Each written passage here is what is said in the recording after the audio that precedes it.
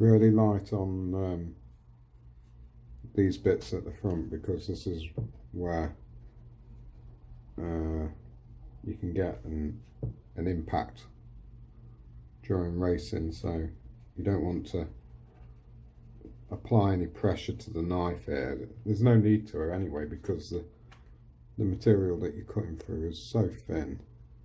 There's no need for any pressure. You just need to just literally run the blade along and it will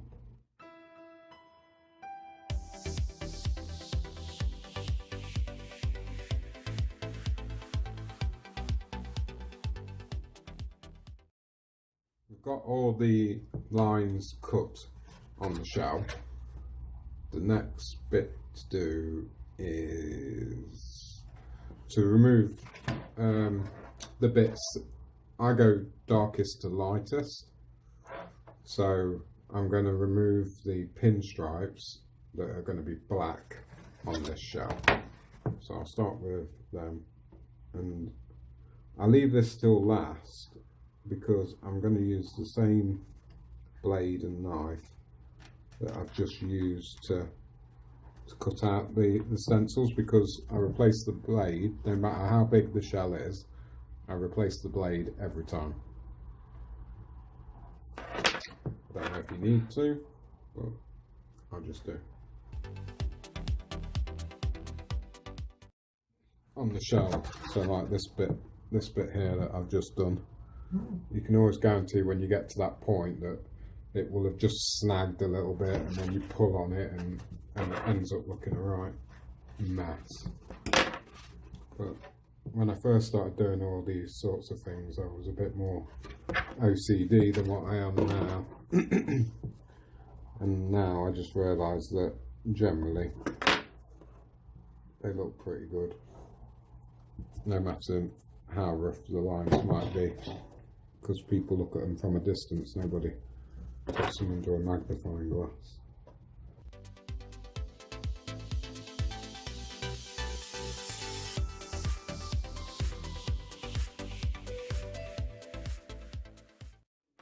I suppose the other thing that I should say as well is on here, so I've covered the shell in mask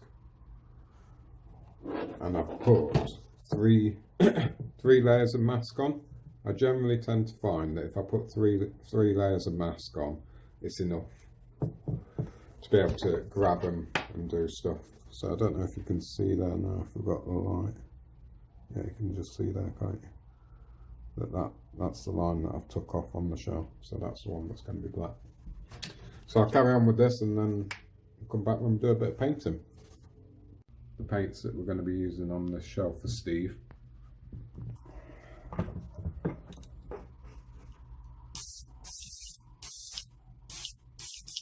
I'm not 100% certain whether I cleaned that after the last time we're using it.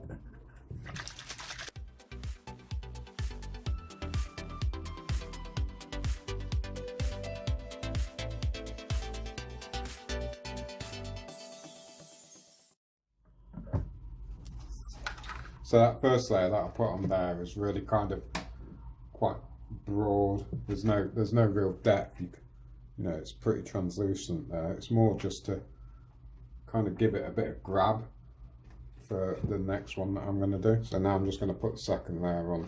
The big mistake that I used to make when I first started was I used to go in far too heavy with the paint on the first run over, and it just always goes bad. Even now I still do it when I'm trying to rush it, but the best thing to do is just do lots.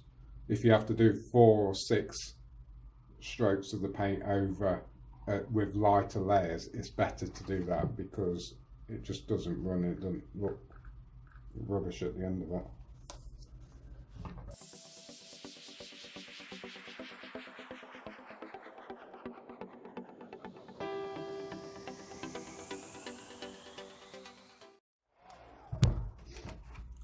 I hope someone watches this that does know about airbrushing, because I've literally never been shown or taught anything. I have a friend from Ginga Designs that helps me, Chris Holden, and but it's only through messaging and like what I can communicate to him.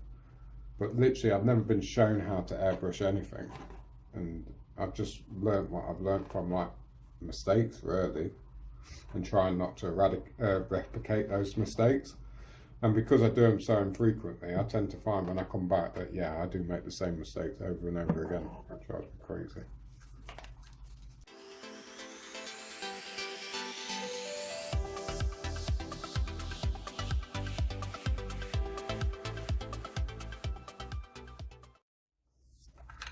Right, so that's it for the black.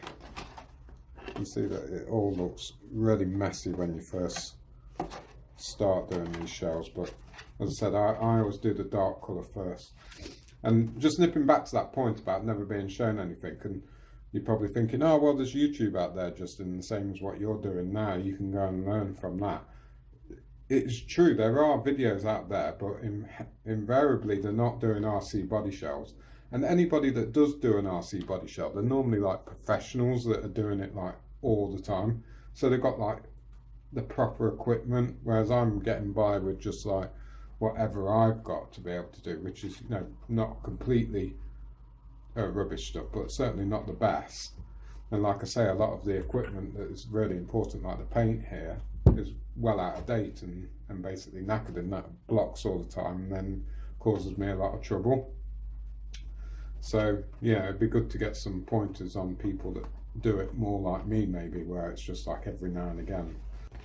So going to do the last coat on the body shell now, which is just going to be this white in this large area here. And the main difference that will be, normally what I would have done is I have two brushes, so I've got like this brush, which is like for a larger area, and then I have one that's normally for a finer line area, and I would do like the shading and the pinstriping that I've done on this body shell with the finer one, but it's broken at the moment, so I have to do it all with just one brush. But the main difference that I'm doing now compared to last time is the distance that the brush will be from the body shell. So before, when I was doing the pinstriping, I was probably like about that sort of distance, like an inch from the shell, and just following the lines. But because you want, like here when I was doing the pink, because you want like a smoother finish to it, you just retract the brush away a bit further, probably about 3 inches away now, so that when it sprays, it's just covering a larger area on the shell. So I'll just see if I can get a little bit of it on camera for you.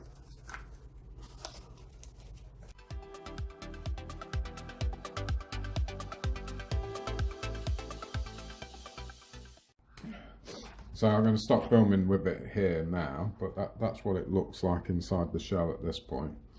The reason why I'm going to stop filming now is because this paint, again, that I've got here is like, oh my god, it must be like 6 years old, and it's just so problematic for me when I'm painting with it. I'll be so glad when I've used it all up, because it all dries around here and then those little flakes drop into the thing, and of course it's a really small area inside the airbrush, so then it just blocks in the brush and I have to stop and unblock the brush, and it's just an absolute nightmare.